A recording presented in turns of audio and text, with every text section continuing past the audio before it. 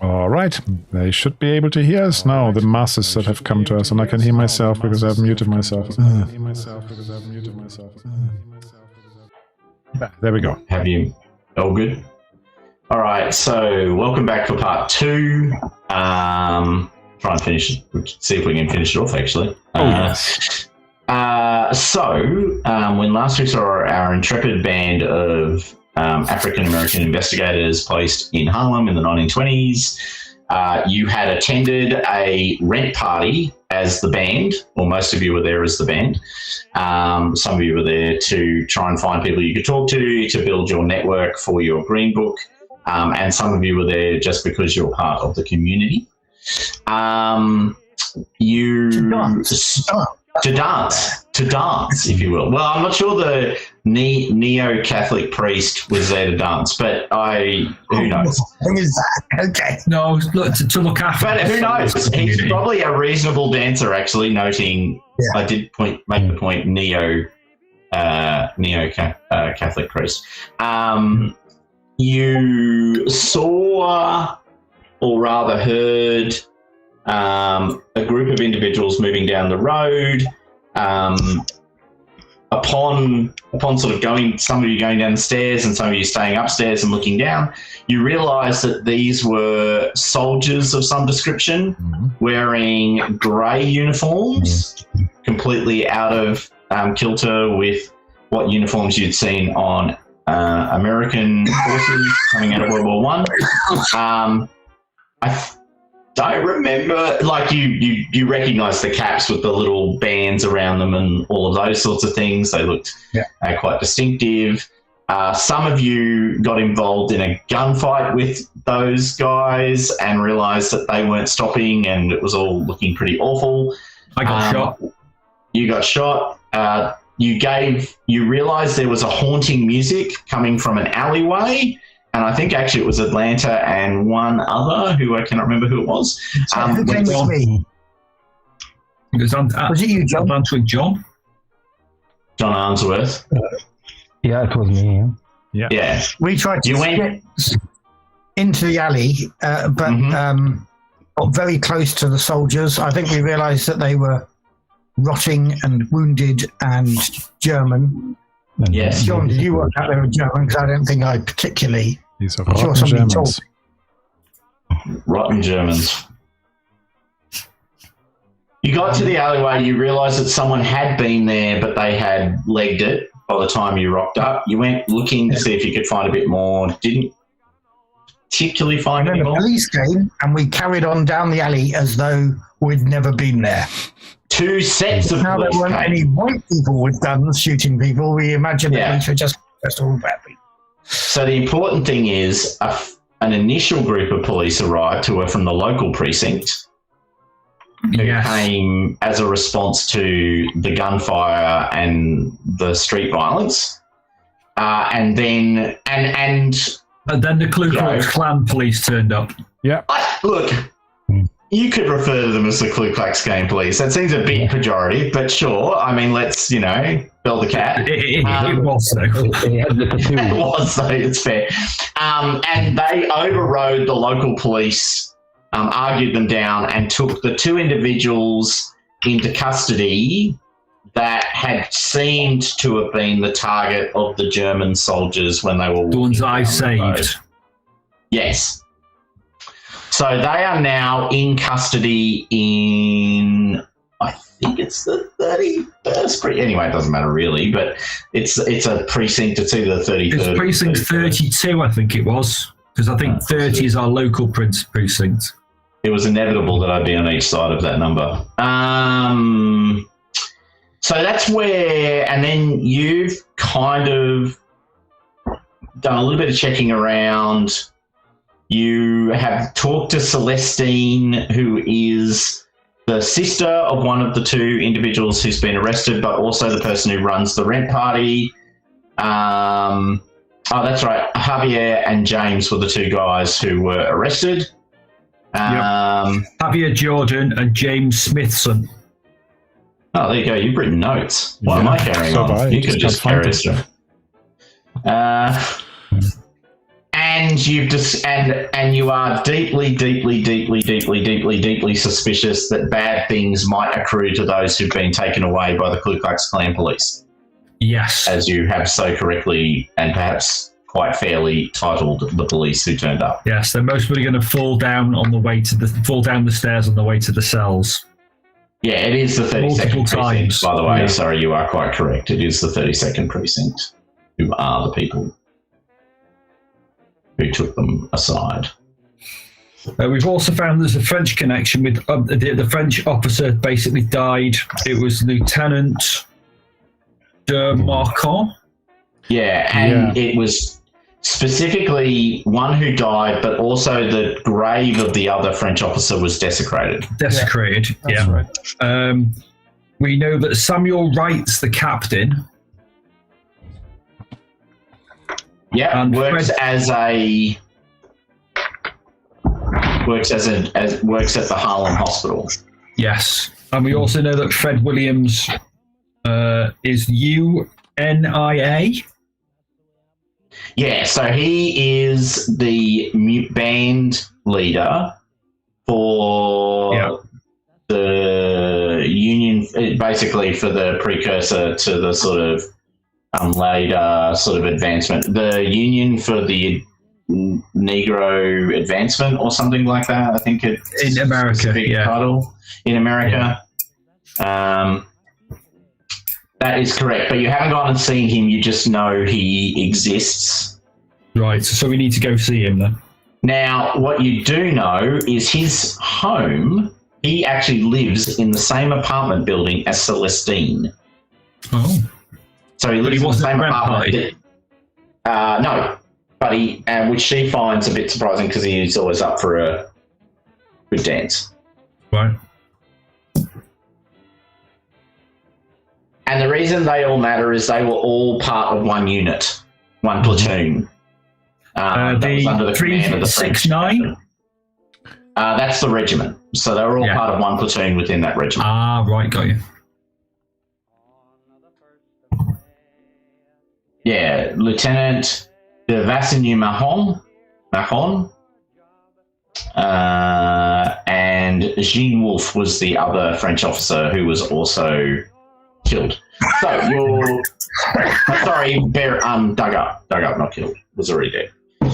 So you talk to Celestine. She's raised her concerns in relation to her brother and his friend, who are currently at the 32nd precinct, and obviously also directed you to the apartment which the band leader is at. There is one other member of the unit. I don't think you particularly... I don't know. Well, I haven't got the notes down for that. No, anyway, so. No, I don't think he's appeared yet. So no, I think we were Williams, supposed to go to the hangout, weren't we? Yeah, you were going to go to the armory. Yeah, that's it. Which is the 369th armory, which was to, maybe give you some access to some resources you might not otherwise have access to, the two guys who've been arrested. Now, only because your characters know things that you don't know is probably the easiest way to say this. Sometimes it's just true. So one thing that is growing in popularity as a response to the sorts of activity of the Ku Klux Klan and others, and actually ultimately will be the path to success for a degree of, addressing of some of these institutionalized racism and other things, is public public marches and other things. So I will just point out that one option you may wish to explore is, just because, once again, it may not occur to you, the community will gather around to protect its own. Okay. So I could rally my parishioners in Harlem. So I could rally my parishioners to go to the 32nd precinct. Spot on, my friend. Get the people out. Okay, well I'm gonna start doing that for definite. While they can go and deal with the 369 armory. I'm definitely going to start rallying parishioners. Okay, so my question is, so you're in the apartment now, and you've talked to Celestine, you know that Bex Williams is also in the apartment. So do you want to go see Bex Williams? Do you want to go off and do these other things? This is kind of, I'll just remind you that he's actually in the same apartment block as you. It's quicker to go see him first and then move on and split up. We could split up, And in fact, if we want to go to the V6 9th Armory, Bex may take us, given that Indeed, and he might be a good way in. Yeah. Yep. Let's go and see him. Okay. All right, so he's upstairs from Celestine's apartment, so you go up the sort of flight of stairs. There's a door there. It's closed. What do you want to do? Knock on it. Knock on it. Okay. You hear nothing, no response. Actually, who's knocking on it? You're knocking on it, Atlanta, aren't you? Yeah. Could you make for me a... Sorry, I've played so many rule systems in the last 4 hours that I've lost track of what it is. Yeah, the one that's not to do with people, the one that's to do with spotting stuff. That would be investigation. No, vigilance. It'll be vigilance. Yeah. Now, hold on. We've got 3 skills in this game. We do. Relates that. Investigation, vigilance, and observation. Yeah. Observation is people.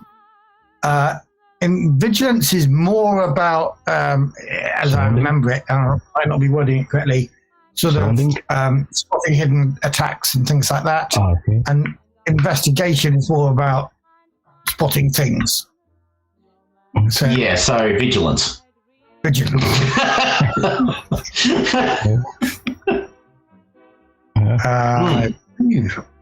So Atlanta, not the most aware human most being. vigilant person. No. There we go. Yeah, right. I know nothing. Good times. All right, so you tap on the door. So you don't notice anything immediately, but you don't hear anyone responding. The door does appear to be locked. Can I ask everyone else now, please, noting that Atlanta is knocking on the door, to make a investigation roll? Investigation is logic. I'm still taking a condition. Okay, so I'm still frightened. So I remember. I hope that's right. I seem to have a lot of dice on it. I think you do have a lot of dice, though. Well, there you go. 5 + 2, 7. Yeah.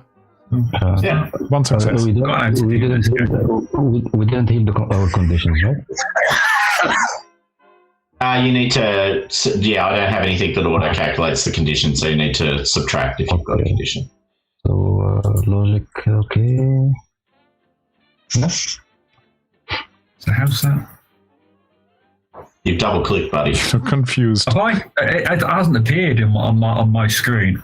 You have to go to the right and good. find the die. If you've got the chat open before you click on the die, it doesn't automatically. Right, okay. Aha. Yeah. All right. So anyway, one of you's made the roll. Amadeus, you see Atlanta knocking on the door, and something you realise there's something quite odd about the door. The door is locked, but somehow also like showing a thin wedge. So it seems like it's sort of been pushed out of the hinge a bit or something like that. Okay. No, it looks like it's sort of vaguely maybe pried open in some way, like it's locked, but someone's pried something into the door lintel to... Okay. Watch it. There seems to be somebody fiddled about with the door. Looks odd.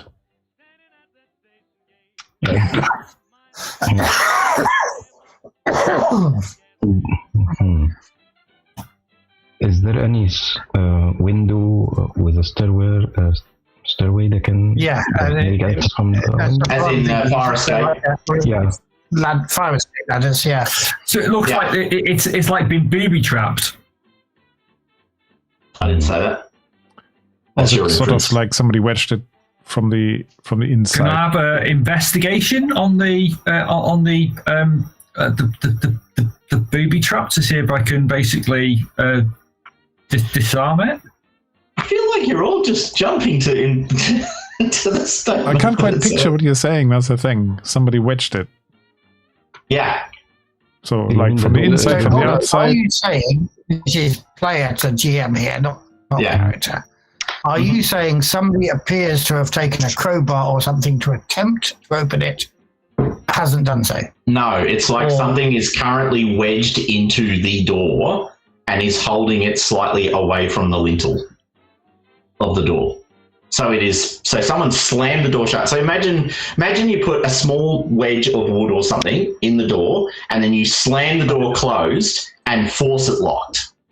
So there is something caught. So the top end of the door is effectively bent a little bit. Yes, and bent out. At the top end, it's right, gotcha. And there's something at the top of the door, wedging it in the lintel, wedging it just slightly out at the top. It's not a piece of paper, is it? We cannot see the thing. So I think it's going to be a learning roll, actually, for those who I think that's the closest thing we've got. Well, given that I'm assuming Father Daniel has explained this to me, I will do I'll have a little look over. Learning is logic. So. Oh, I got a success. All right, so you check the door. None of you have a military background, do you? I think we worked this out last time, but just to confirm, no one's an ex-soldier. Yeah. All right. So yes, on examination and feeling your way around the top of the door, you can feel there is something hooked on the like between the door and the lintel above it. There is something there that will potentially, should you unlock the door and push it, fall.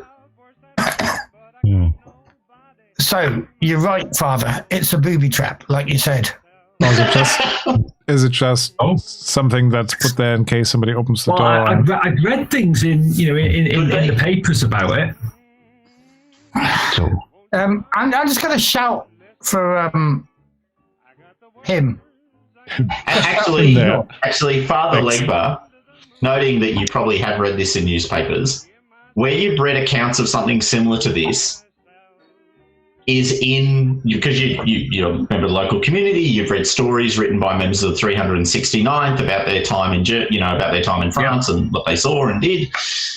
So what you know is this was a classic tactic of the Germans. They would hang a grenade with the pin through the door, and so when the door swings open, the grenade falls and detonates. Right. So I'll say that it could be that. It's a trap. And you have encountered German soldiers, which triggers your memory of this particular. Yeah. These Germans have done something to Bex or taken him away and booby trapped it for people like us. Unless he learned it from them. Do we try to? Do I reckon I could detangle it?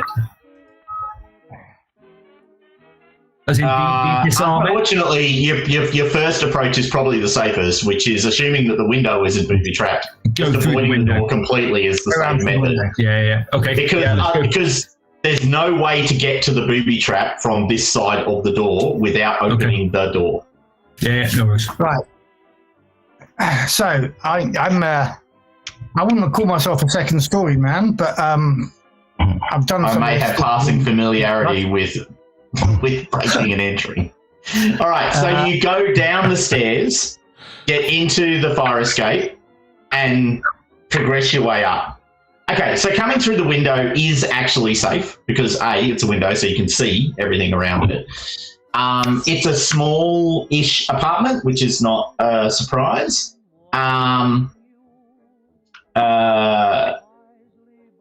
you can see that. So it's a really small apartment. There's a kitchenette. There's a small dining space, and there's a living space, and probably a bedroom off the side of that. Looking through the window, however, you can see clear signs of a struggle in the room. So chairs have been sort of knocked over, all of that sort of thing. And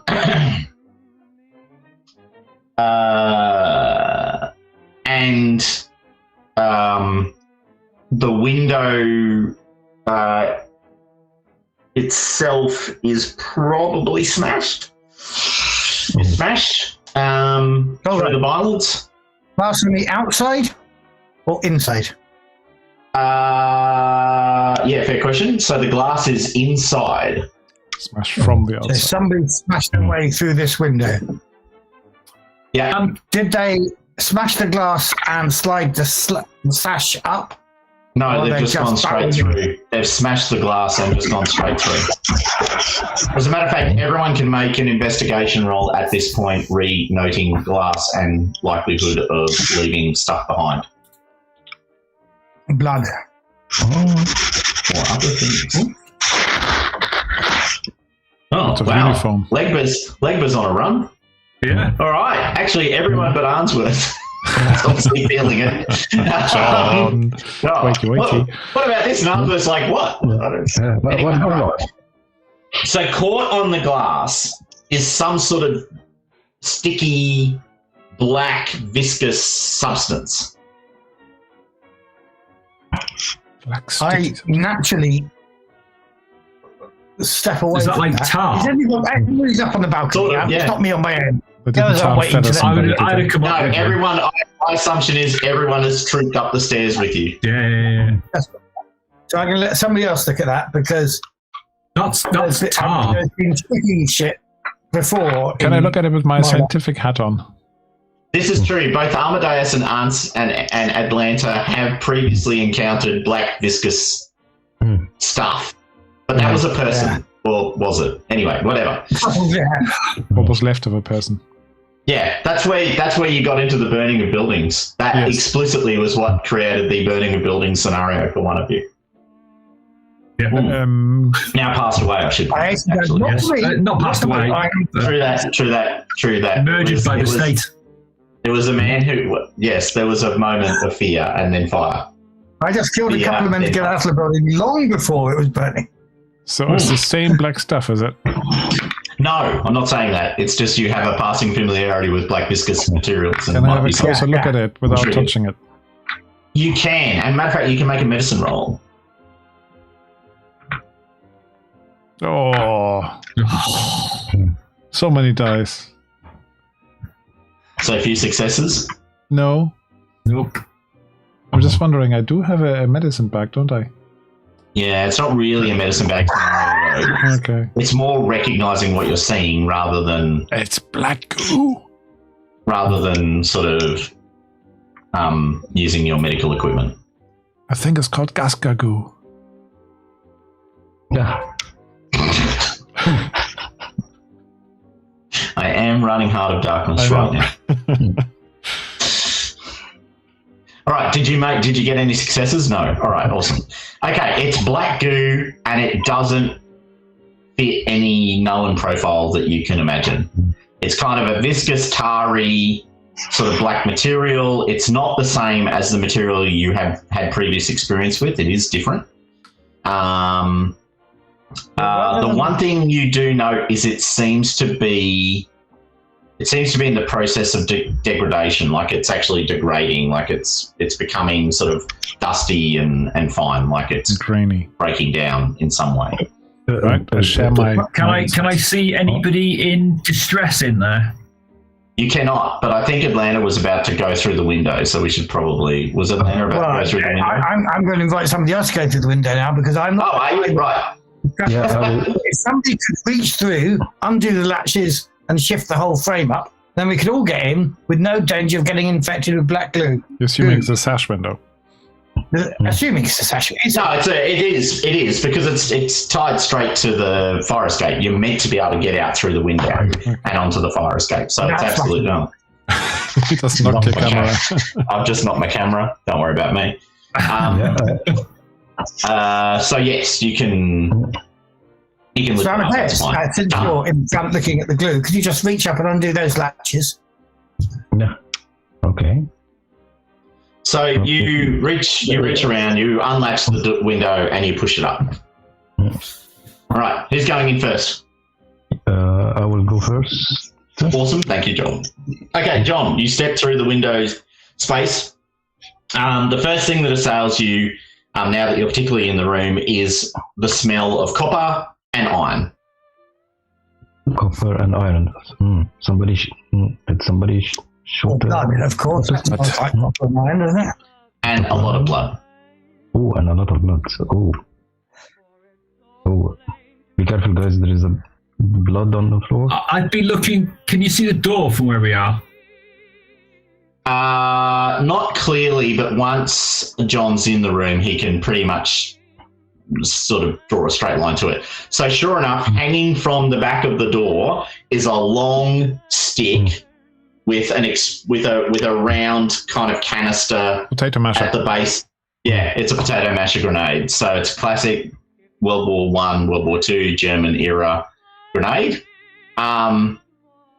You probably don't recognise it immediately, but it's exactly where you were expecting it to be. The important thing is it is actually German munitions. Like, it's not like the US doesn't do, like, no one else produces these types of grenades, so it is specifically German munitions. Why is the grenade still there if the bullets disappeared? I was just thinking the same. Why indeed? Because maybe took it as a souvenir from the war. Are actually Gestapo police. No, not Gestapo. So First World War. Are they? Is there among the KKK police some German emigres? Could be, but in all fairness to, sorry, Frank. In all fairness to the Germans of the period, the whole sort of association with Nazism is yet to come, right? This is a pre-Nazism period of history. You don't have, a matter of fact, right now, you've got the Weimar Republic, which is probably the most liberal government you'll find in most of Western Europe. So the sort of natural assumption of Germans and Nazism and fascism is yet to come. That was, we all know why it happened. But my point is, as Americans, your assumption is not that the Germans are fascists. As a matter of fact, explicitly, it's probably the opposite to a large extent. Maybe he took the bomb as a souvenir from the war. Yes, I think that's the most likely. It's a real one that they just pocketed as a souvenir. Oh, possibly he had. Can we check the rest of the rooms? There is the blood on the floor. So you're moving through the rooms. Okay, so you're doing that. Is anyone else coming through at this point? I'm just shouting be careful, there might be other booby traps. Yeah. I'm pulling my crowbar. I'm holding my crowbar. Can you see a body? All right, so not in these two rooms, but there's signs of significant violence. There is a bedroom and there is a door to the bedroom that is closed. How much? I will step in and I'm going to head towards the bedroom door to see if there's similarly trapped. There's a lot of... Well, the smell of blood is very powerful and it is clearly coming from the bedroom. Oh, God.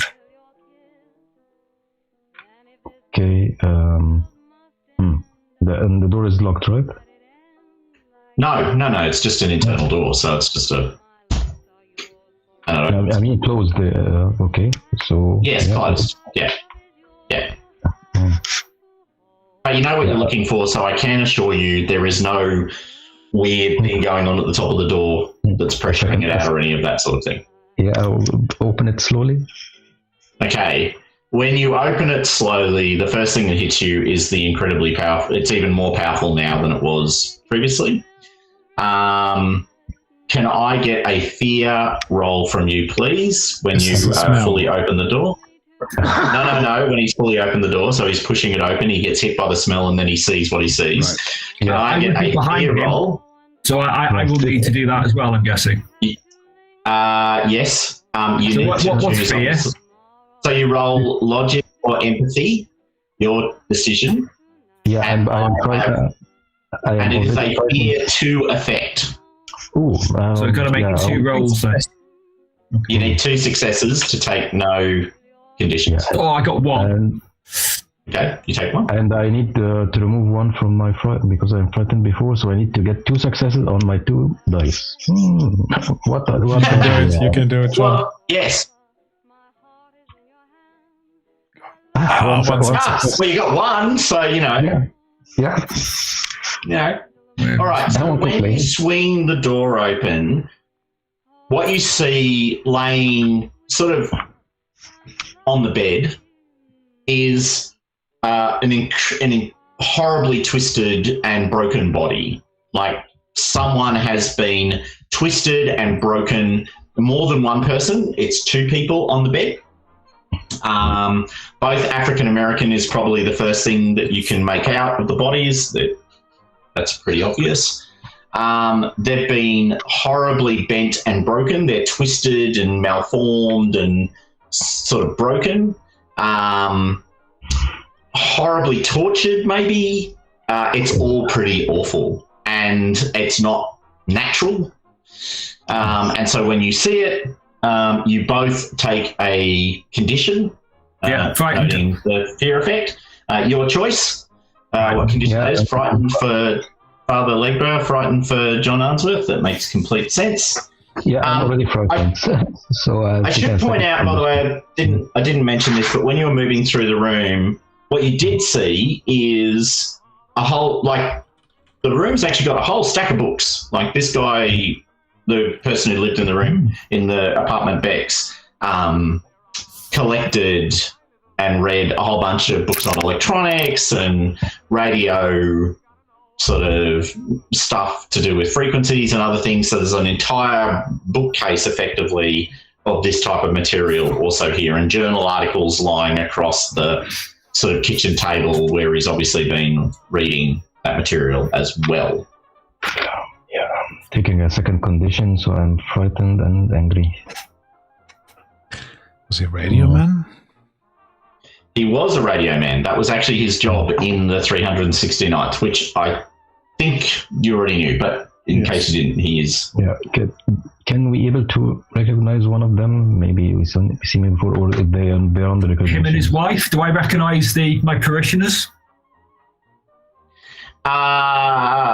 Yes, it is him and someone else. Further examination will indeed identify that it is him and his wife. So they've been attacked in the apartment by someone who has effectively beaten them and then tortured them and left them here. And they are horribly bent and broken. Something beyond normal capability has been applied. He and her were both ultimately killed with large stab wounds, probably delivered by a significantly large bladed weapon. Not a sword, but a very big knife. Yeah, most likely. Yeah. Long, thin bladed weapon. But these, okay, I'm not in the room. So better be quiet. Doctor. Yes.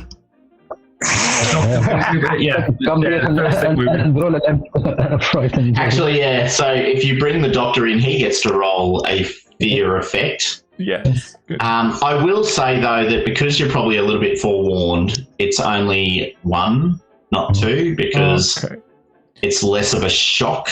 Remind me, I can choose whether I use logic or empathy. Correct. Correct, Mondo. Too many skills. So logic is 5, empathy 4. Let's go for that. Atlanta, what are you doing while everyone's bundling themselves into the horror chamber? Probably. I'm still out. What did I get? I think I might have got in. I'm not liking the gasps and. No, there's a lot of oh my god, what hideous thing. I joined the chorus. I joined the chorus. I ran from the room and vomited all over the Can I just say, oh, on Atlantis booth. Goodness, that's a massacre. Oh, sorry, I better go in as well. No, you wouldn't know what I'm talking about. So, Amadeus, once you've gotten over your horror, you may, of course, choose to roll your medicine skill, or, if you prefer, logic skill to examine the bodies. I think medicine I have a bit better chance. Just have to find it. Does the medicine bag give Yes, in this case, I would allow a bonus for the medicine bag because it's explicitly examining. Oh, nice. I got one anyway, without... You got two? Two, without applying the bonus. Yeah, the other 6 is cut off on my screen. Yeah. Okay, what about you, Atlanta? How'd you go with your one... I got no... No, you failed. So you took one fear condition as well. I am hopeless. You're hopeless. Once again, you find yourself in the throes of something otherworldly. Black goo, it all looks pretty familiar. It wasn't good last time. No. Okay, so examination of the bodies, you get a couple of things immediately, right? So, one, what it first looks like maybe burn marks, you realise are probably some form of acid burn. Acid burn?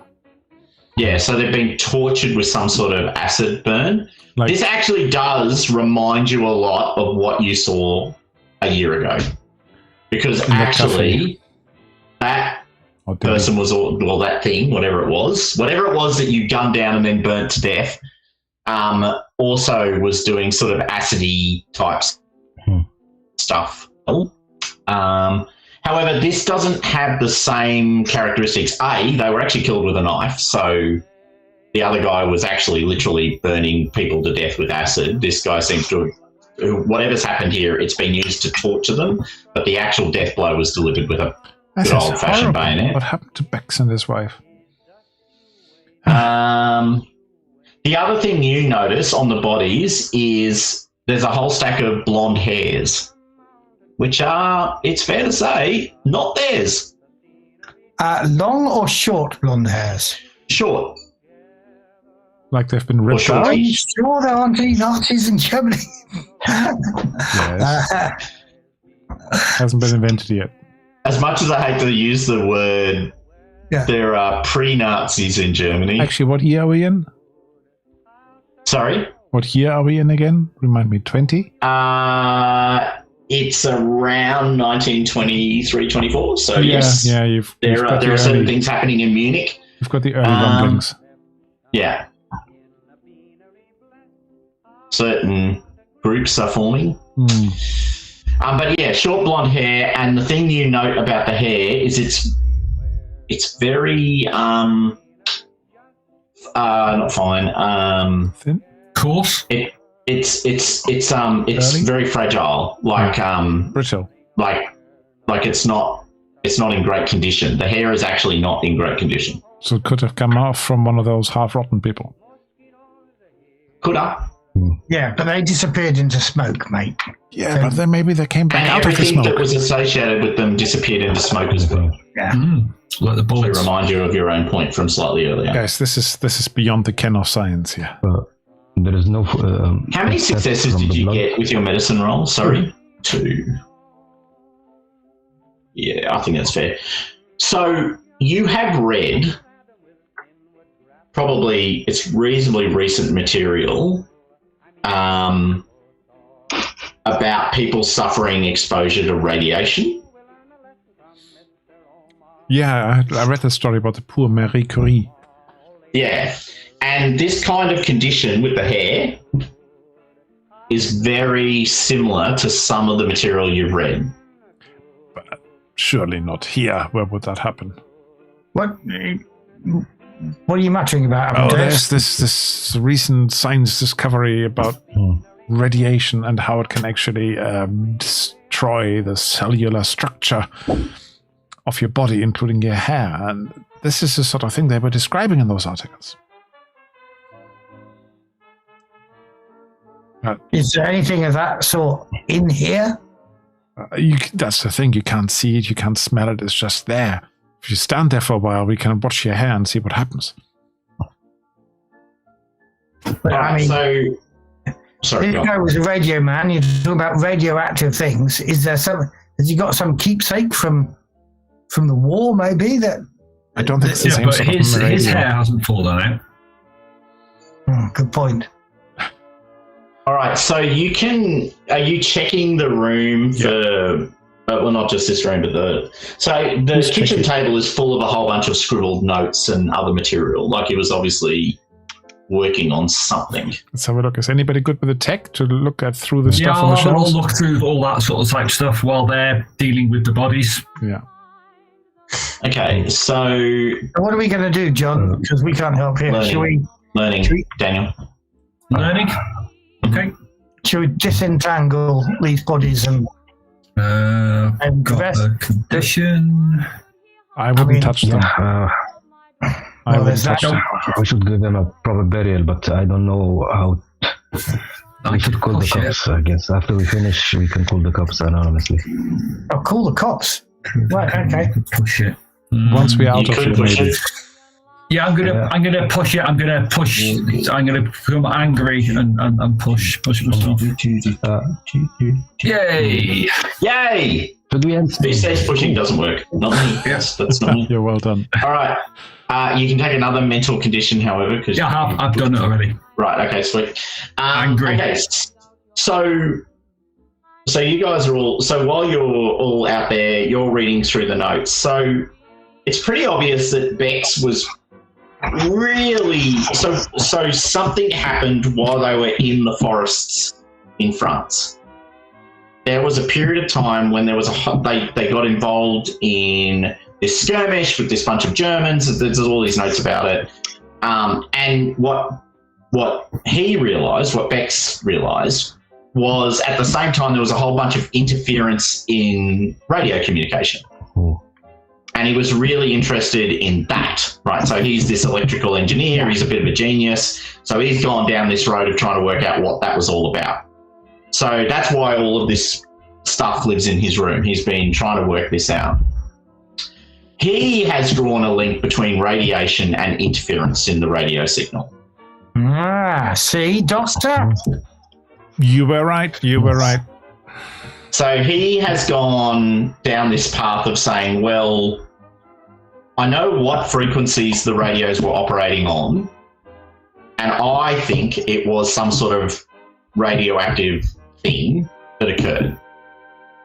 So basically what he's been doing is researching how to build something that would detect that interference. All right, how and far he did he get? seems to have built something. Is it here? Can I find a device that he's basically knocked the schematics up for? So there's a whole bunch of, roughly drawn schematics of this kind of, it's effectively just a wooden box with a squealer on it. So basically a speaker. So yeah, you can sort of rock up and go, what about this? Hold it up to the hair. So somebody make a roll and take a couple of extra D6 from John and I. Somebody who's got good investigation. So you don't need to make a roll. It's actually pretty easy to find. Okay. It's not particularly hidden. It's actually just knocked onto the floor. So quite quickly. Oh, one thing the notes note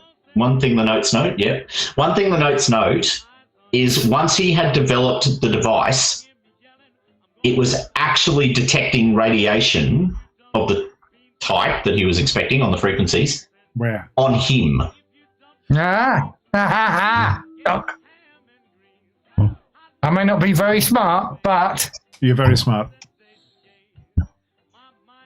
Look at Which him. he suspects suggests some form of exposure to radiation at some moment, probably in that French forest all those years ago. Years ago. But obviously he hasn't got it still, because otherwise he'd have lost all his hair. Now, this radiation could have killed that French officer, right?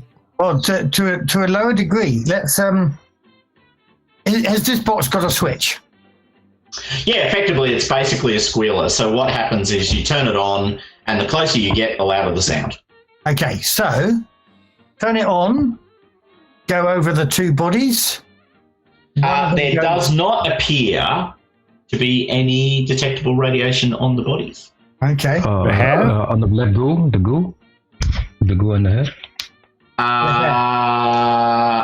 Yes. Okay. Yeah. It gives off a very slight signal around, like the hair. No, because it's like literally. Yeah. You know. But around the black goo, it definitively does give off a signal. Yes. Around the what? The goo. And what about the grenade? No. Okay. By the way, what are you doing about the grenade? Are you just leaving it? I'm taking it. I got half a mind to sneak out of this place via the window, then tell the police about the apartment, and Possibly dial it into the 32nd precinct. Policeman, isn't it? Atlanta is Atlanta thinking maybe an anonymous tip to the 32nd precinct specifically? That's what I was reckoning.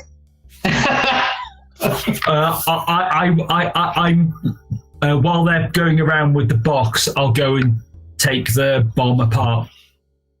Well, it's not really taking it apart, it's a whole grenade, but you can just literally pull the... Yeah, I'll just pull it Like, out. it's not hard to deactivate from this side. Yeah, I'll just deactivate it. Yeah, I'm not going to make you make a roll, that's fine. Well, I'm quite good with my hands, but I'm wounded, so... Yeah. You spoil sport. All right. They have a box. Can't let anybody hurt themselves. Something has changed with the person, because previously they were saying they could detect the radiation. Now you can't detect the radiation. Yeah. Any of us detecting? No. Okay. Can we take this box with us? Hold on. Shall I see if we can talk to the two dead people? Can I just ask, are the notes dated, Doctor? Probably. I mean, yeah. He's probably that sort of person. How long ago was that? Oh, I've detected it on me. Well, he only finished building the box in the last couple of weeks, so just in the last couple of weeks. And he started detecting it. Which is where he came to the supposition, hold on a second, maybe it's me, not them, sort of moment. Okay, now, Doctor, you and I will understand this, these other two won't. You know how the thing with the bees and the flies and the mouth and the general possession thing that went on? Yes, vaguely. Yeah, I try not to think about it myself. Could this be one of those creatures that's made of this radioactive, the radiation itself? Could he have been possessed with it, and now that he's dead, it's found another body? You're saying basically like this energy that an energy, that gave the radiation reading has now left and dispersed. And it had a host in him, and now it's found a host in somebody else. And maybe no. You have been reading books by Gaska. Can I assess that in any way scientifically? That theory. It's pretty otherworldly. I'll give you a logic roll. I don't think it's really a learning roll. I feel like it's a kind of, you either get the inspiration or you don't get the inspiration kind of roll. Inspiration? Okay. I'll play my horn. Roll. Play your horn, help with the inspiration. Sure. Wow, 2 6s. All right. So what do I think about that theory? Okay. So, all right. So you're sort of thinking about this. You're thinking about your previous experience. Like I said, there are similarities and distinctive differences in relation. So a couple of things to remember. The last guy would never have left things like hair behind. Like, he was basically a goo person who looked like a person. So he was fundamentally a liquid. Yeah, I'm. Yeah, so I'm not particularly thinking about him. I'm thinking about. Yeah. I think it happened to. Right at the end in the fight. Yeah. They did the horrible spell. Yeah, so that's what I'm thinking. They kind of took him over. No, Amadeus, you think definitively someone has come into this room with the intention of committing violence against these two people. Absolutely. And has committed that violence. So there's nothing Like there's no sort of chest burster kind of evidence around No, Bex I think Williams it was and his more like a wife. spiritual energy he was talking about. Yeah, no. What I'm saying is, when he killed Bex, Okay. did the thing that was in Bex that was radioactive need a new host and went to the nearest living person? Well, except that the Bex doesn't like. If Bex was as sick as this hair suggests the other person, so this is the insight then. All right. I'm So if willfully misunderstanding the nature of radiation because Yes. I'm not a scientist. but the So I'm doctor's saying, made is two. radiation a living? So the doctor has made two successes. So if Bex was as sick as the person who you think had been in the room, Mr. Crumbly White Hair Guy, Yeah. Bex would not be just wandering around. Matter of fact, the idea that Crumbly White Hair Guy is wandering around is kind of fundamentally actually the problem. The weird bit, right? So this is a person who is in advanced stages of radiation sickness, but they're physically assaulting two grown individuals, one of who had combat training, knocking them out, Makes no sense. torturing them and stabbing them. Makes no sense, as you say. Not the usual, no matter how strong you might have been when, like, you know, you're in advanced stages of effectively cancer and all the other horrible things that go down with radiation sickness, right? So this guy's really sick and somehow wandering around doing stuff. The fundamental question, something has clearly taken whatever was detectable out of Bex. Yes. So yes, absolutely. Bex's state, for want of better language, has changed. Is there any particular body part missing from my... Has the acid burnt things out of Bex? Or has it... Did something happen in France? Like I've seen soldiers come back from the war that had gunpowder from their rifle blasted into their knuckles, so they've got like a tattoo. Did something happen to Bex that had radioactive material, powder of some sort, blasted into his skin, and what looks like torture here in this acid is actually about getting hold of that out of his skin? Yeah, I can just pass it on to the GM. Because nobody, he wasn't majorly mutilated. You're probably going beyond what you can work out, to be brutal. Right, okay. Let's be brutal and move on.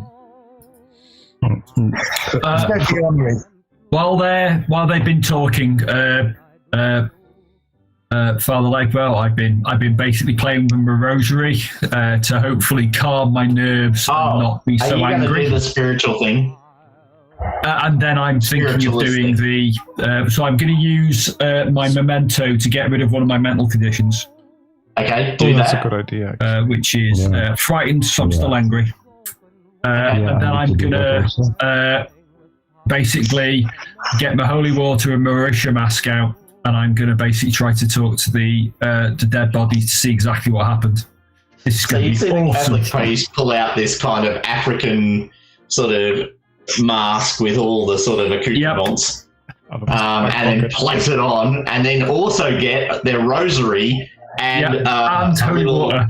and a little flask with a big cross on it out, and start speaking in a combination of Latin and some other language, which probably none of you understand. I mean, some sort of tribal language. Yeah. Pray to any god that help us from this mess. So it's a little okay. So the Catholic that he's not quite the Catholic priest we thought he was. All right. I think it's an inspiration roll, isn't it, to summon the dead? Yeah. Can I use also one of my mentors to observation? You can use observation right. to perform seances. Okay, that's fine. And yes, you can. All of you can use your mementos if you would like at this point to reduce your mental conditions by one. Yes. Okay. Yeah. Thank you. A calming of my nerves will follow this alcoholic beverage. So I've got 2. Observation is empathy. That's 2. Oh, it's giving me logic. All right, so I've got that. That's right. Yeah, observation is empathy. You are completely correct. Yeah. I get +2 For my Orisha mask. Okay, yeah, fair. Okay, sure. Yeah. Go on with that. Yeah, good enough. Do I get any for the? Do I also get a +1 for the holy water? Or is that pushing it? That is pushing. I'd say that's pushing it, but the friendship might exhaust at this point. Yeah. Yeah, I was just, totally agree. And that's a fail. That's a fail. No. Do you want to push it? Yeah, I most definitely do want to push it. All right. Because I don't want to be attacked or anything. Yeah. Nice. So I'm gonna go a little hopeless, and I'm re-rolling. And I think and fail. So when you reach out into the spirit world to contact these two spirits, and particularly Bex Williams, you don't find his spirit. His body has been emptied, like something has harvested his spirit. Ooh.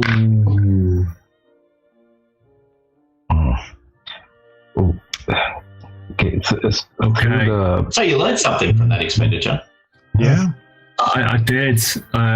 That's why I basically go hopeless, and I slump down. And probably his wife's spirit, whilst not harvested, because it was not harvested, basically is a tortured, broken thing. So when you try and reach out to it, you just get screams. Yeah. But yes, there is no Bex Williams to talk to. He's dead. What does that mean? His soul has been taken. It's been taken away from the Arashid, from the Lord. What did it mean? You guys are. Can we move out from here? Yeah, I think we better be.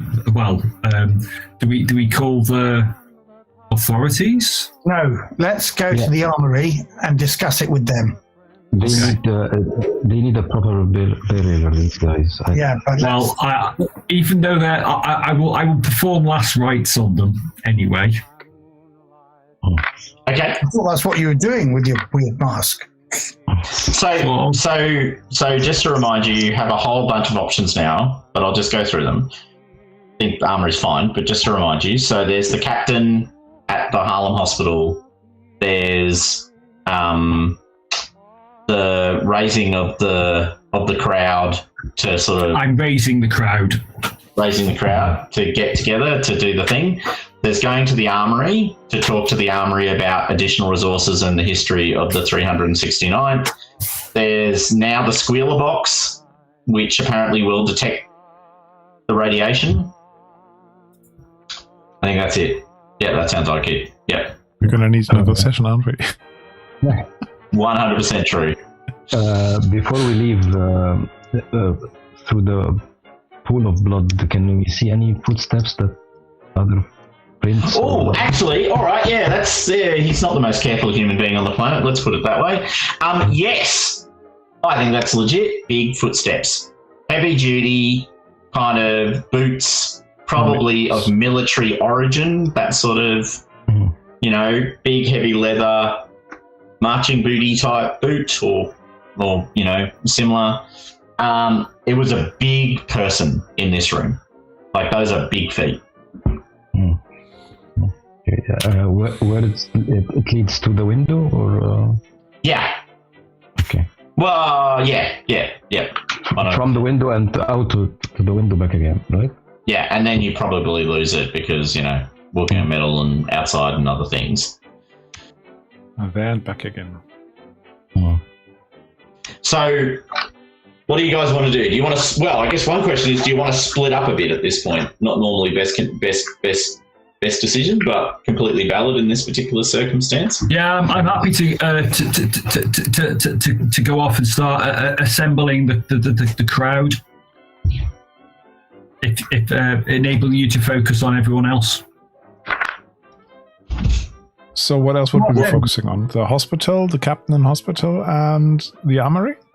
I guess the captain is definitely not safe right now, so I guess we need to go to the captain as soon as possible, because somebody is taking down everyone from this band. You're right, John. It's the unit. It's not the 369. It's the unit. The particular platoon or whatever you want to call it. Yeah, the platoon. Yeah. Right. Let's go. But what are you when you have raised this crowd? What are you going to? We're going to the 32nd precinct. With enough of them enough of the crowd outside, they're not going to be doing anything stupid. Right. Okay. Good plan. The bright light of public attention. Yep. Okay, so what we might do then is, so I just want to understand what the rest of you are doing. I know what Father Daniel's doing. So Amadeus and probably go to hospital. And John. Yeah, we're all going to go to the captain and make sure he's safe. All right, so you're all going to the hospital, just to be clear. I believe that to be the case, yes. Okay. Do you want any help, John? Father? Do you want any help, Father? Do you want me with you? No, I'll be okay. I'll be able to raise my parishioners with no problem. Yeah, I'm going with you, Father. Famous last words. Yeah, I'm going with you, Father. I don't trust the people at the 32 precinct. You don't trust my parishioners? No, he doesn't trust the people of the 32nd precinct. Oh, right. Yeah, it's fair enough. Which seems like a legitimate opinion to hold based on the evidence before you. Yeah. All right, so I'm actually not going to make you roll to raise the crowd because in no way does that make sense to me. If you, as the lead Catholic priest of the parish, ask the people of the parish to gather together to stop the Ku Klux Klan from basically doing bad things to African Americans, the chances are that's exactly what's going to happen. Right? Like, it's not like it's down to a dice roll and no one turns up. It would be... I don't usually say this, but I think it would be wrong to suggest that that's something that is dependent on dice rolling. And I mean ethically wrong when I say that out loud. So we will assume that you gather such a crowd together, and we will cut scene to you marching on the 32nd precinct with the parishioners of the church, and assume the other people you've reached out to. If I know any, should we say, Press. other ethnic people that would upstanding members of the non Ku Klux Klan, basically. So I mean, look, there's there's a large Jewish community in Harlem at this point. There's a large Catholic Italian community, which, whilst not massively aligned to African Americans, are Catholic. So, there's a range of other mechanisms. And don't forget, this is a period where Catholics are, barely above the other groups in social regard. Because, the Ku Klux Klan is primarily WASPy during this period, right? So white Protestant is kind of the story. Uh-huh. Kind of weird, but I mean, don't forget, even in the lead into the 1960s, the fact that Kennedy was a Catholic was actually a problem. What I love about humanity is our ability to find the other in every community. Doesn't matter how. Well, it's not the other humanity. It's people in power pointing to the other. We'll find other. All right. So you two are doing that. Over to the hospital. You rock up at the Harlem Hospital. So now you're a doctor, and you can pretty much go in. It's like this is not a complicated arrangement for you. You actually come here and practice medicine at the Harlem Hospital. So you have every right to just kind of wander in with your mate Atlanta and John? No, John went with Father Legba in the end. Oh, did he? All right. So come on, Atlanta. Just keeping my wind shadow here. just don't look so dodgy as we move through the hospital. Okay, all right. So probably the weirdest thing is you asking after some janitor, effectively, but not weird in a way that's going to stop someone telling you. Come on, I look after them all. That's true, you are, and you are definitively not in charge of the hospital because you're not white. So, and you probably would be in other circumstances. If you were white, you're a man with 40 years of experience in the community. doing medicine. So you would probably be, if not the senior doctor in the hospital, at least very close to it. To be honest, I couldn't be bothered with all the paperwork. Very nice. Yeah, I let that work. I deal with it. Okay, all right. So, where is he? Here we are. All right. So on the corner of 136th Street and Lenox Avenue, 390 beds, primarily white staffed, but you're one of the only practicing African American doctors who works at the hospital. At first, the white staff in particular have no idea who you're talking about because they barely know your name, let alone the names of the janitorial staff, particularly the African American janitorial staff.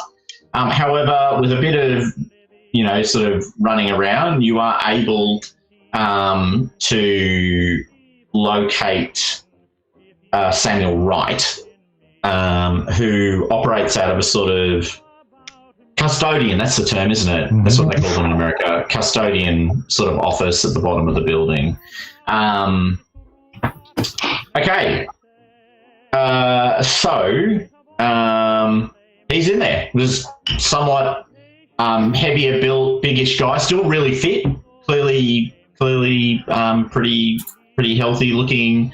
Has a particularly military bearing. He was a captain in the 369th. He was, once again, under any normal circumstances, would have actually been a reasonably senior officer in the US Army. Looks up at you when you come through his door. He's a bit surprised. He does recognise you, Amadeus. He knows who the doctors are and particularly notices the sort of one of three African-American doctors in the entire facility. Doesn't recognise you, Atlanta. Not famous enough yet. Not famous enough. Doctor, what are you doing here? Sam, Captain Wright. We need to speak about, your unit. We need to talk about France. Have you heard? Heard what? Some of your colleagues have been attacked. Which colleagues? What are you talking about? Oh, Bex Williams is dead. Okay, as soon as you say that, he looks completely devastated. Like, what? Sort of. How do you know? I go over to his little stove in the corner and pour him a coffee and put it in front of him. So, well, we've just been to their flat, to their apartment, and yes, it looks like he was murdered. And we have a suspicion that it's because of the unit, of your unit, that somebody is trying to hunt down people who were with you in France back then. So, why were you there? Like, nothing personal, Doctor, but what were you doing at Bex Williams' apartment? Let me just add a bit of my booze to his coffee because this is going to. Yeah, I was imagining at this point you're pouring the whiskey the bourbon into his cup. This sort of whiskey. So before then, we were at a party at Celestine's. You know Celestine's? Raises an eyebrow for a second and goes, "Oh yeah. She's the sister of James." Let's say downstairs in Bex, and something truly just strange, weird. Like the ghosts of German soldiers came running down the street, attacking a couple of your other colleagues. What were their names? I can't remember their names. James and Javier. And Javier. Now, the police have got those people. They're alive, as far as I can tell. Well, how many hours have they been with the second precinct? So can I get observation rolls from both of you, please? Yeah. And observation. That's my greatest ability. Actually, stop. Is that yours, Amadeus? Is that your observation roll? Just coming up. I haven't done it. What's the previous roll still showing? I've got 2. Okay, 2 successes. All right.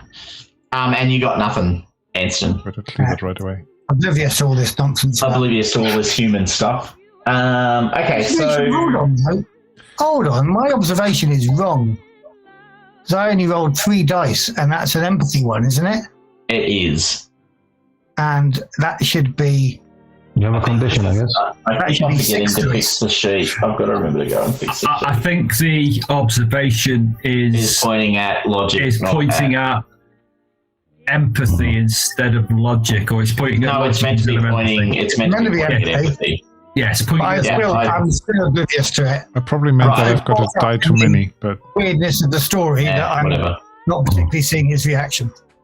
All right, so you and Atlanta don't pick up anything. He got 2 Amadeus, successes. you do. With 2 successes, you pick up quite a bit. So, 1,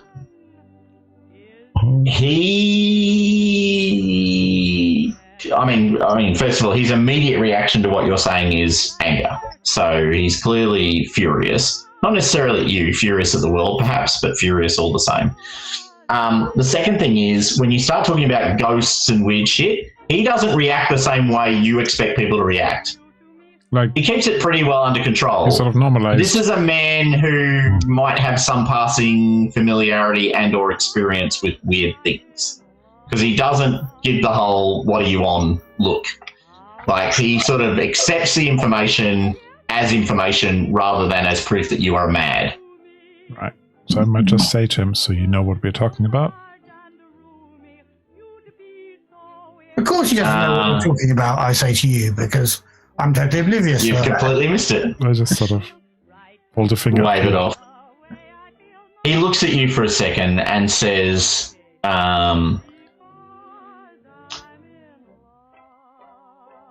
What happened in France? I've encountered things before. Was it in France? Yes, is probably the answer. I don't think it's so what did he We saw see? Bex's notes on the research he was doing, on the experimentation he was doing about something he encountered out there. We've got his box. Yeah. You have his you've got Bex's box. It's got the squealing thing. Do you want to try it on Sam?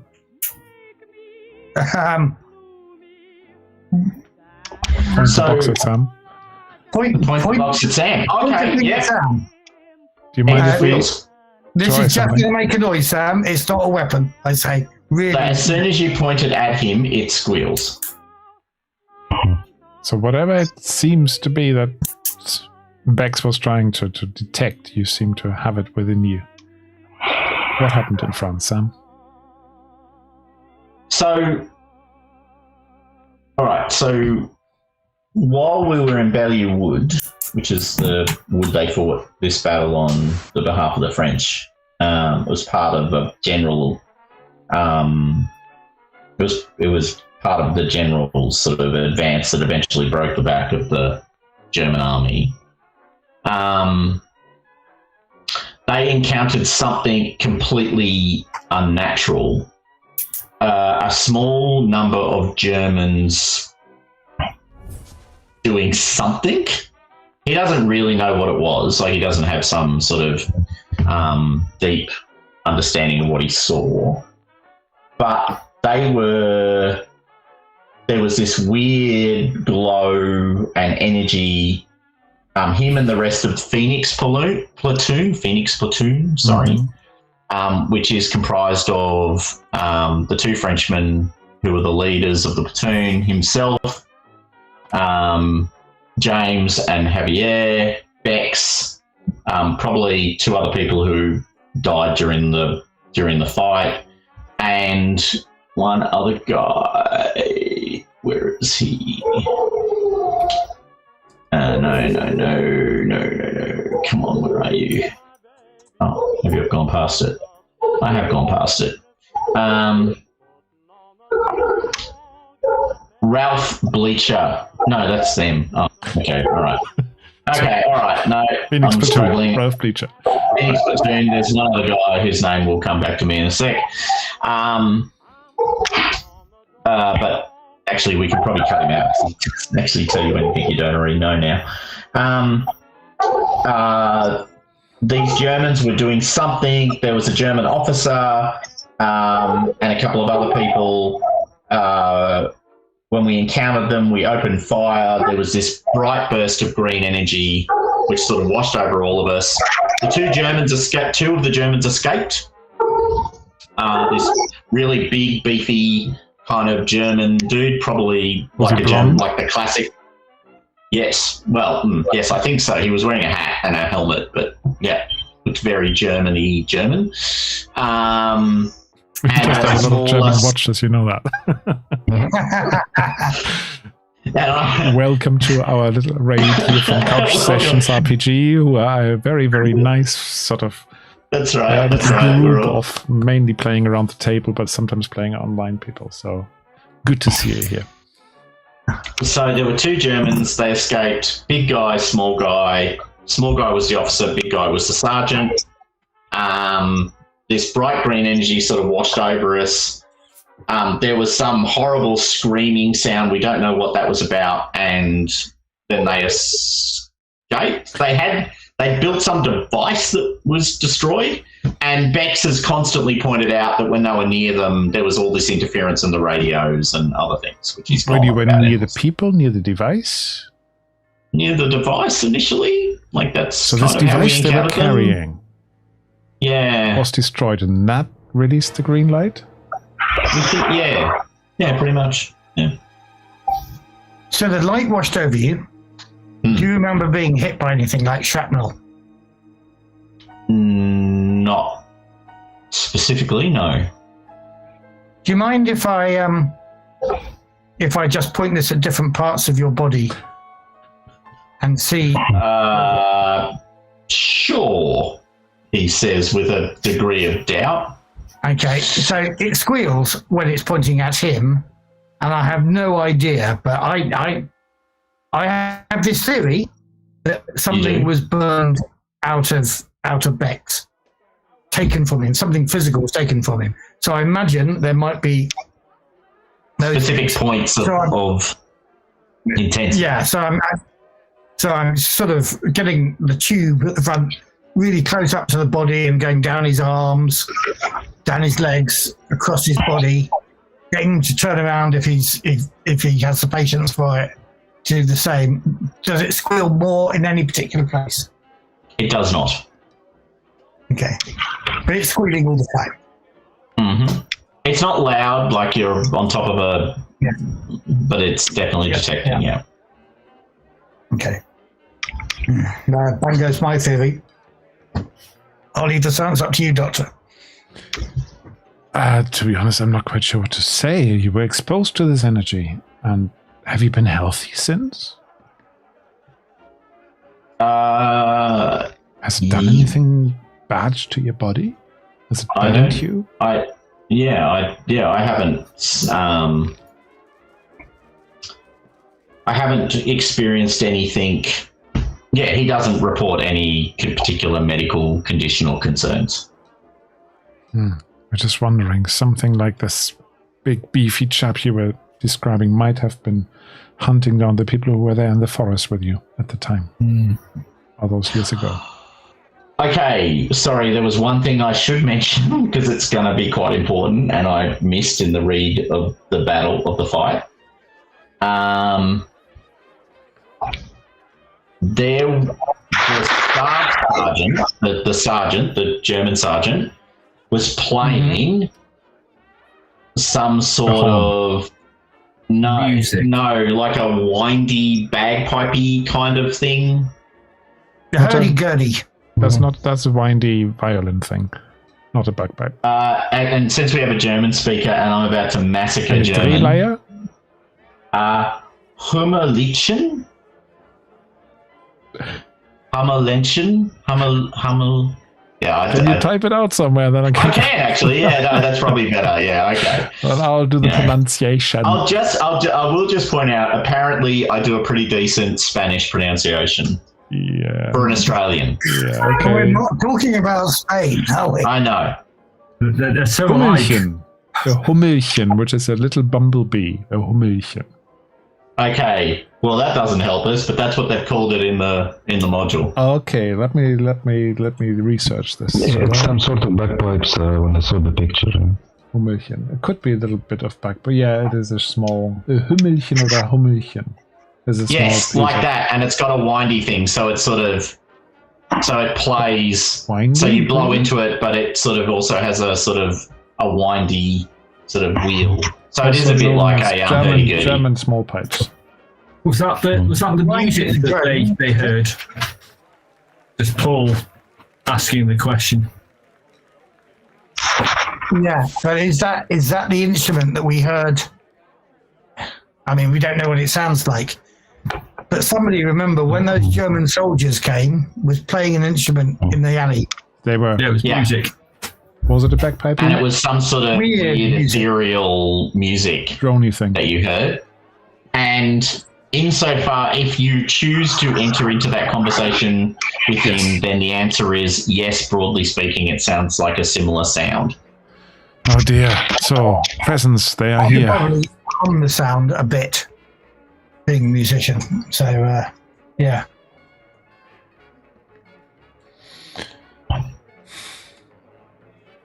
So he so that's kind of what he knows about the battle. It's probably I mean, yeah. So that's what he shares. Okay, I think we need to cut to the other two. They're getting tired. All right. So, Daniel, you and John Arnsworth are marching on the 32nd precinct. You're marching down the road. You've got a whole bunch of parishioners behind you.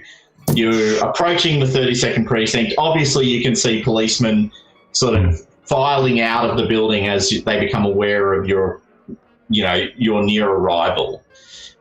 There's a large bullhorn and a guy in a sort of captain's uniform sort of shouting out at you. At first you can't make out what he's shouting because you're actually too far away, and he just starts shouting as soon as he sees you. But eventually he's telling you to, that this is an offence to the peace, and what are you doing here, and you're blocking traffic, and, all of those sorts of things to persuade you to sort of break up and go about your business. An informal prayer session and hymn singing. Is that what you yell back, or is that what happens? No, that's what we are doing. That's what you are actually doing. Yes, we are going to be praying for the lives of the two unfortunate captured people, Javier Jordan and James Smithson. Okay. So he goes, well, there's no one by those names here at the moment. What do you mean at the moment? So you're at the wrong place. Go away. Don't know what you're doing here. No, we were taken. You were taken by your officers. Okay, do you want to make an observation roll for me, both John and Daniel, since you are pressing? Mental. Observation. Yeah, and you went through a bit of the old mental resilience there, Mike. Yeah. Observation is empathy, so I still got quite a lot. So it gives me 4 because I've got two mental conditions. I've got 2 observations, so it gives me the 4 anyway. So. Yeah. I have a condition. I have a talent, but it works only on vigilance, not observation. Oh, what's the talent? Fail. Suspicious. Ignore mental condition when making vigilance tests. Oh, okay. Yeah. So it's only on vigilance. Okay. Actually, yeah. No. Look. For the sake of role playing, I think that's a legit thing. I think suspicious would be appropriate. So roll again and roll without the condition. Okay. This is for vigilance. Yeah. Because I have more dice in vigilance. Sure. Use that. And of course it fails. Yeah. And of course it fails.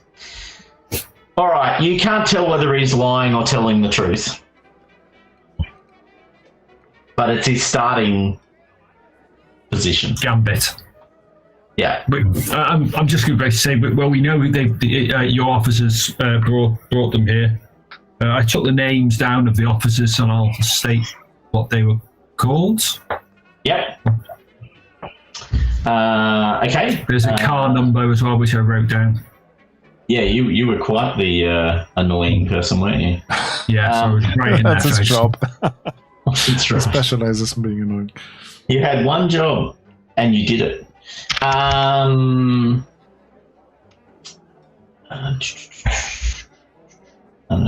right, so you list out their names of the two officers, and he looks a bit shocked that you have got this level of detail.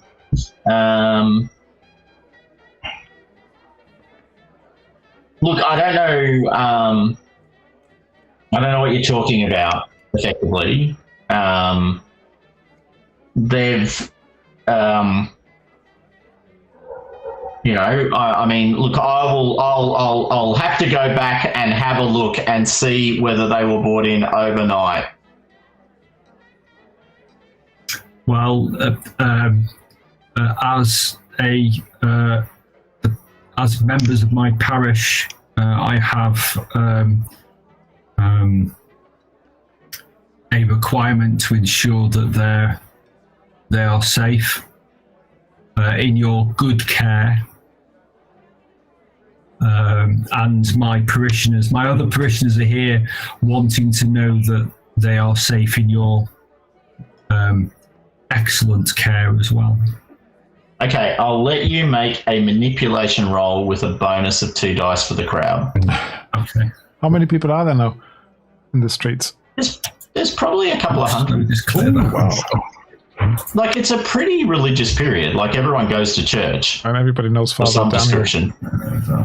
And he is the lead priest of one of the larger congregations, so... And also, you've obviously also got a whole stack of other people that turned up for very good reasons as There's well. a queue. Let's join it. Yeah. There's a crowd. So I'm still angry and hopeless, but with their bonus of the people, I'm going to push myself because I want to. That's a bad roll.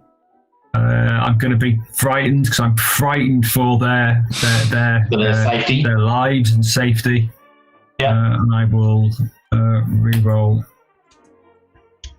Three sixes. All right. So he's not frightened of you per se, but he obviously recognises that you know enough to make it very difficult for him to pretend that they're not here. You've got specific details and other things, and particularly sort of the crowd sort of thrust you forward is probably the right way to sort of present it. Directly sort of forward as the sort of advocate for the entire crowd. He goes, oh, look, well, Father, I guess you should probably come through and check on your parishioner's health then. And he's happy to allow you and maybe one other person, just conveniently, but in all seriousness, to come down and see that they're still okay. He sort of comes back out of the building a few minutes later and says, oh, sorry, I must have missed their, sort of arraignment details when I was... I totally understand how busy you are and how such an important man. Sometimes the small details can escape you. It is understandable. Probably arresting more innocent people every day. So you're taken downstairs to the cells. Both Javier and James are in the same cell, looking quite worried. Javier is a member of your parish. James probably not so much, but Javier definitively yes, as a Puerto Rican. They're both sitting there when you suddenly appear, sort of out of the darkness at them. Yeah, are you okay, my sons? Father, thank you for I can't believe you're here. This is probably the first comment you get. Look, we've been fine so far, but we don't know why we're here. I mean, we were attacked. I understand that situation, and obviously it is a misunderstanding. I'm guessing there is a police officer with us. There is. I totally understand it. Obviously, this is a misunderstanding that I say pointedly to and you'll be released very soon because you are the victims in this situation. So this police officer, very unlike the chap the captain, and actually quite unlike the two guys who picked them up and took them into custody, does seem somewhat ashamed. Well, we went the shave. I did. Just, do you know where the cable drawer is? Which one of the drawers is the cable drawer? Sorry. When your son suddenly turns up shaved, when he wasn't shaved. Okay, I wish. So he actually looks kind of vaguely embarrassed. So perhaps, not. Do I recognise him? Is he a parishioner? Oh no, definitely not. I mean, okay. No, white people do not go to your church as a general statement. Okay. But could be Catholic. Right. And maybe not a horrible racist bigot. Well, I'm sure this fine officer will see that no false witnesses are put forward, and no lies or any of our Lord's commandments are broken. Okay, so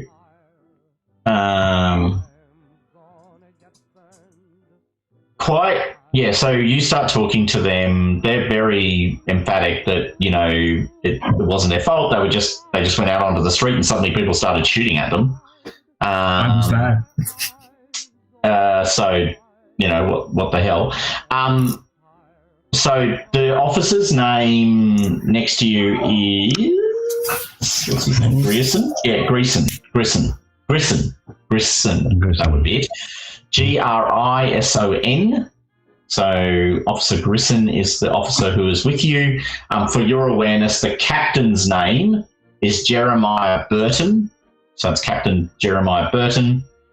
While you're having this conversation, you see, I guess the question, so Grierson sort of looks embarrassed and actually suggests, Father, perhaps you need to talk to them alone, and sort of moves further away from you to allow you to have a quiet conversation with them, which is, it appears, all he might be able to do to help you. Okay, I will quietly say to Javier and James, I believe this is something to do with your Phoenix squad. Shit. That's probably what they say. Unfortunately, Bex is dead. I shout from the other side of the town. From the other side of Harlem, a voice echoes. All right, so they look really concerned when you say Bex is dead. Shit, that explains why he wasn't at the party last night. Yeah. He's been tortured quite badly. We don't know when he died, but he'd been tortured quite badly. So they just nobody heard. So they're pretty horrified by all of that, and we'll try and get you to give as much detail as you know. I will about that. All right.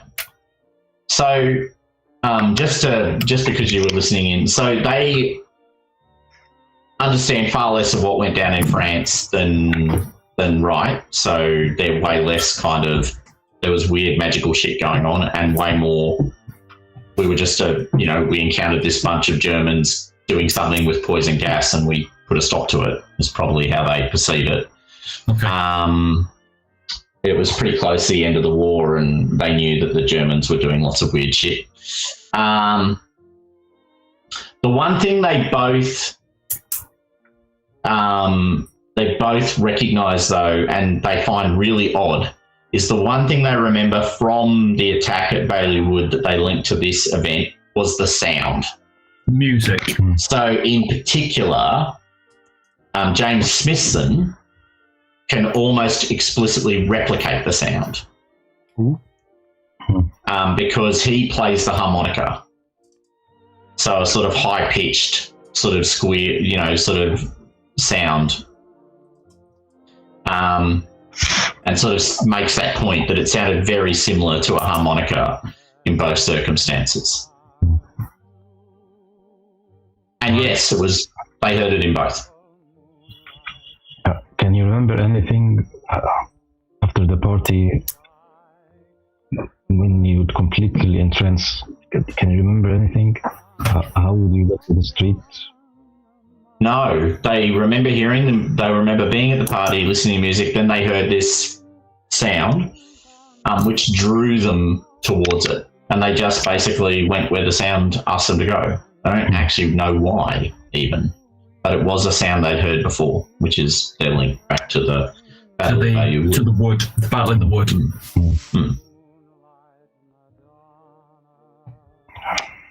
So at this point, when you've sort of gotten through this bit, you see Grierson sort of give you a quick, hand wave motion. Yeah. And you see the two police sergeants who picked up Javier and James last night sort of appear, as it were, sort of coming down the corridors. So this is Ostertag and Matthews, officers Matthews and Ostertag.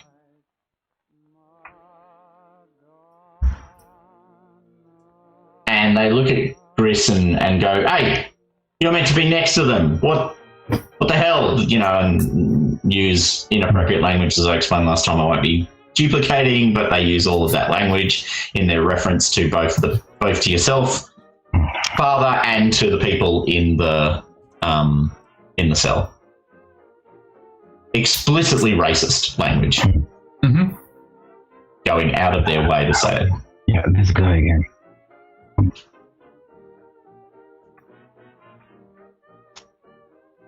You see both Javier and James look much more, obviously as soon as they arrive, Javier and James look very concerned. And Ostertag in particular says, "Right, the captain said you could check they're okay, they're fine, you're done."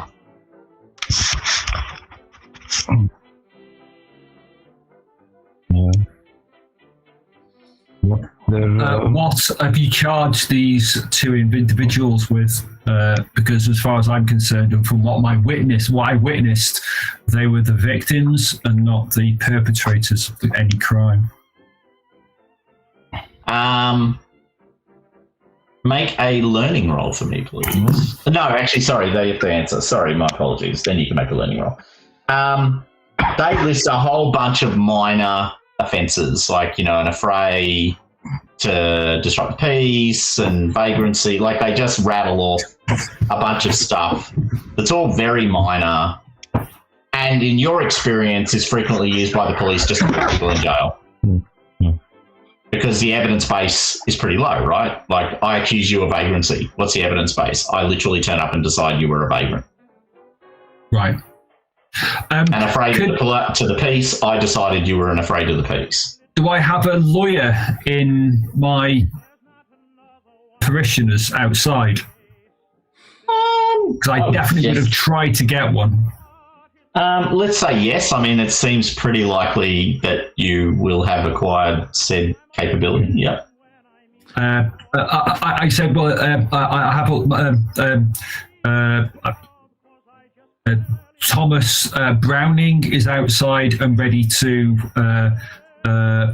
interview and discuss with these two clients now that I have seen that they are safe. He is going to be representing them Okay, so they both look a little confronted by that. So, hold on. What, they get to talk to 2 people today? I believe... They had their, I don't know. Had their discussion. I believe... I don't know what the legal... I only know legal stuff from modern American stuff. I don't know whether lawyers had those rights basically in the 20s. I think Miranda rights only come about in the 1960s. Right, okay. Actually, I'm pretty sure that's right. It's a decision by the Supreme Court in either the early 70s or late 60s. Let me triple check that statement, but I'm pretty sure that's right. Maybe just rule it and move on. Yeah. It's the Sixth Amendment, the right to a lawyer. The right to a lawyer. Okay. Oh, sorry. Yes, Miranda rights are about the right to silence. Yes. Okay. So, yes. All right. You do have that right. So he'll be in presently. All right. So, okay. So we'll assume that the lawyer is there.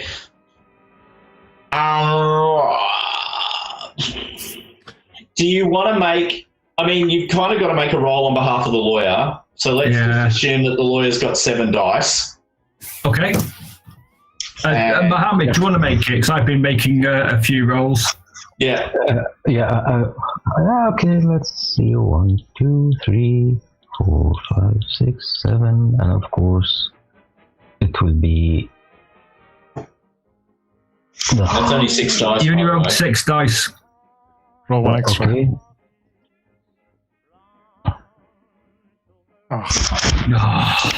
Come on. All right, the lawyer can push it.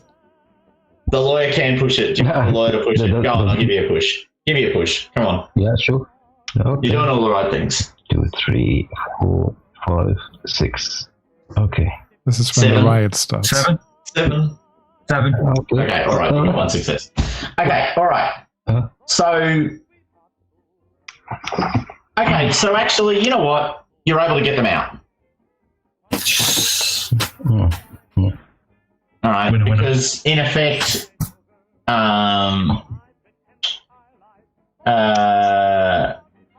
it is an option. So you are able to get them out. They were going to release them anyway, right?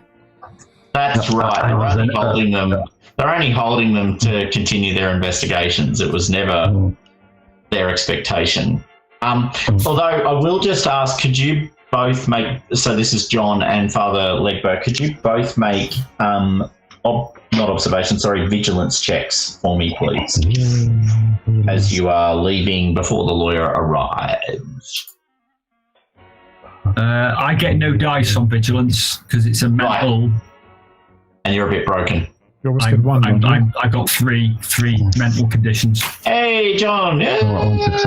One success. Okay, so as you are leaving, and possibly because you've been completely silent in the background through the whole thing and kind of vaguely ignored, you hear the captain talking to Ostertag.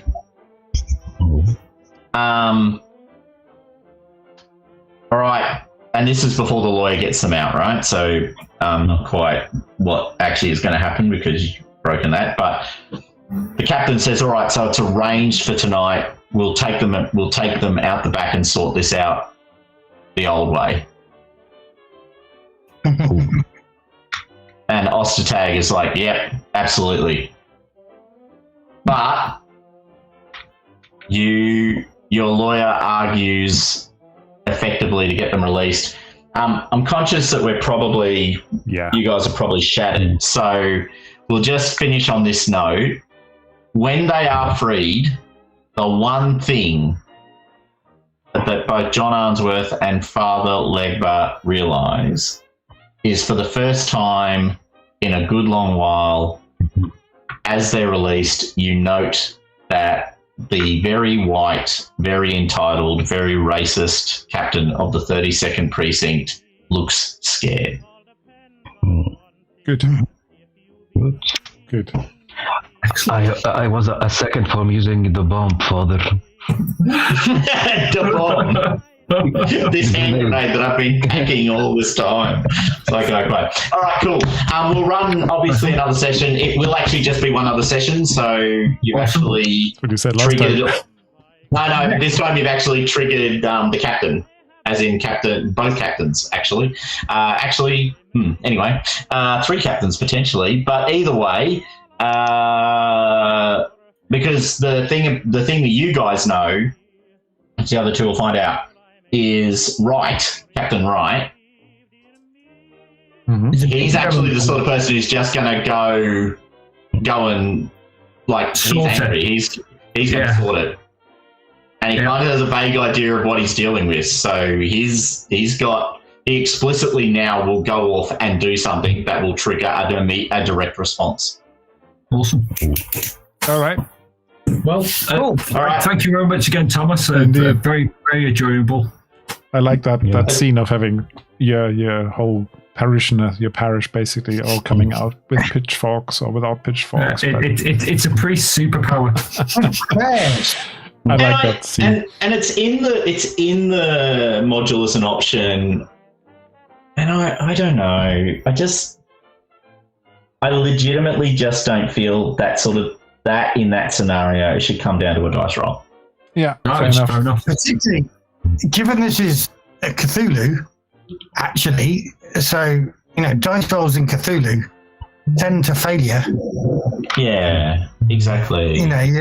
You've got a percentage chance on that, which, knowing what a Cthulhu character's like, it's not going to be great. And the whole sense of this is Harlem is a tightly knit community at this point. This isn't a whole bunch of people who don't know each other. This is actually just one giant neighborhood. Everyone's got everyone's back because everyone else has it in for you. So when the call goes out, people are going to come together.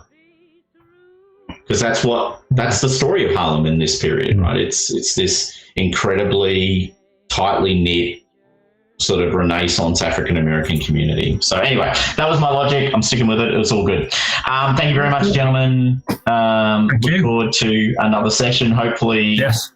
Thank you very much. Before the end of next month, but we'll see how we go. Depending on everyone's time. Yeah, we'll just have to squeeze it in. I might see if I'll test the waters, but I might bump the other Tuesdays. thing we're talking about. Tuesdays and Mondays until somebody up there starts winning Coriolis again. Okay, wow. I'm not up there. I'm about down here. You mean well, it's funny because you're about there. It depends which screen you look at. On my screen, you mean this guy, because I actually want to go on Coriolis again as well. But all right, so is there any reason? Sorry, just to be very simple, then, is there any reason why Tuesday night or Monday night for you guys, noting that's Tuesday morning, Wednesday morning for me, would not work? Depends on the date, really. It does. I've got next Monday. I've got parents' evening, for example. Right. Oh, yeah, like as in you talking to parents of children. Yeah, I've got a good number of parents to talk to, so I have to be at school. I'm free next Tuesday. Yeah, I'm streaming next Tuesday, Dungeon Alchemist. All right, I'll pop it out. I might be able, if we start at 8:30, I might be able to do that. Okay. Next Tuesday. All right. We should be finished. Right, it's going to be a quick one, isn't it? So yeah. So because it'll basically be straight to the violence. So same time as today should work next Tuesday. Okay, perfect. Okay, Tuesday.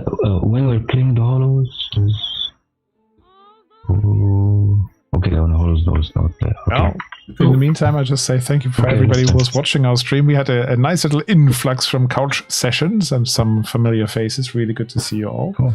People I play with, I will play with. So apologies to all Germans for my reference to standard Germans at one point in the description. Don't worry about it. Hümmelchen. Right. Actually, as we were corrected, it had an umlaut and it was Hümmelchen for next time. Can you say that, Thomas? I can't say that. Hümmelchen. Oh, you see, this is just worse. Australians should not be asked to pronounce anyone's language. We have the worst accent on the planet, and it's just true. All right. Fair enough. On that note, bye, guys. Goodbye, everybody. Yeah. Good night. See ya. See ya. Thanks all. Talk to you soon. So that's indeed. Good night. It all good, and have a good day, Thomas. I think you just end it, don't you? Yeah. No, go to bed. Yeah. I've got to do work. I've got to do work, and it's a public holiday, mate. Yeah. Okay. My day sucks. It's the official title is it's Australia Day, but those who are respectful of Indigenous peoples in this country prefer to call it Invasion Day.